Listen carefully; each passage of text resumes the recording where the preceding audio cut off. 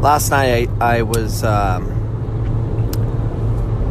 watching some kids kind of just goof around with the ball. They weren't goofing. They're just kind of screwing around while they're waiting for their parents to stop talking in their little team meeting.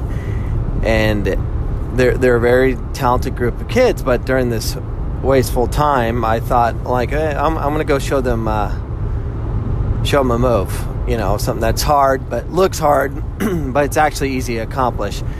So I show them it. It's just one of my modified one-footed rainbows, and it looks more difficult than it is, but it definitely takes work. So I show them it, and they're like, oh, they just like, we can't do that or whatever. I'm like, it's actually easier than you think. So I kind of broke it down, and as I'm breaking it down, 5 of the kids, and there's a total of 11 there, 5 take off, and they're just decide to juggle, do something that's, very easy. And then there was the remaining 6, they were like trying to do it. And one kid was asking me, how do you do that? Show me how. And, so I showed him how. And then I had Jack and Nathaniel who knew how to do it to start teaching the ones that couldn't how to do it.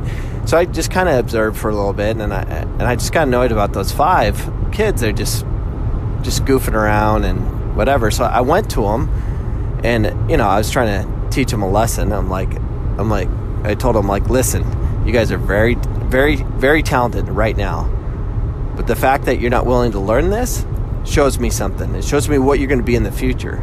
It's already predetermined in my book. If you don't want to learn everything possible in the game of soccer, you're not going to advance, and you're going to be those players that were good that got surpassed by everybody, because there's a huge population of people that want to get better, and they're going to get better. Why are you wanting to stay the same? So I kind of put some message like that out to them, and then I left. So one decided, I'm like, okay, I'm going to do that, and I just kind of sat back and observed, and the other 4 are like, nah, we're just going to juggle and goof around. Well, that 5th person, one of the players that left the 4 went and tried it, was goofing around with it, and then went back to his group because he's kind of like, I want to hang out with them. And long story short, the ones that stayed learned it, and they got all excited they could do it and all that stuff. And then it kind of sparked the interest of the other kids because they heard, them screaming because they finally pulled it off, and they went to learn again, and they're like, nah, it's too hard, and went back. So I wrote down their numbers, like their jersey number, because I want to remember them, because they're on my son's team. I'm like, I'm gonna document them and see what happens to them later in life. It'd be interesting, but we see it all the time. You're like, these kids were amazing in middle school and high school, and then there's always a few that just were good, but not good as everybody else. But their work ethic took them past that. We see it time and time again. People that have it, that have to work to catch up with the elite players at the time. But as they fully mature and they become fast and they become bigger and they, match up that way, their work ethic stays the same.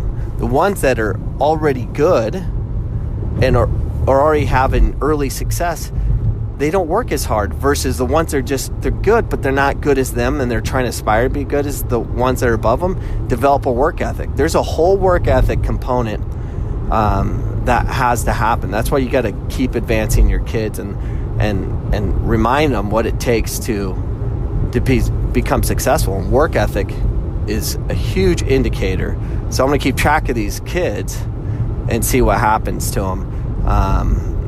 They're very talented, but they're not willing to learn that, willing to make mistakes and try something that's hard. They just rather just do what they're doing, and they won't be successful. I guarantee it, unless somehow I can get through to them and convince them that what they're doing is not cool.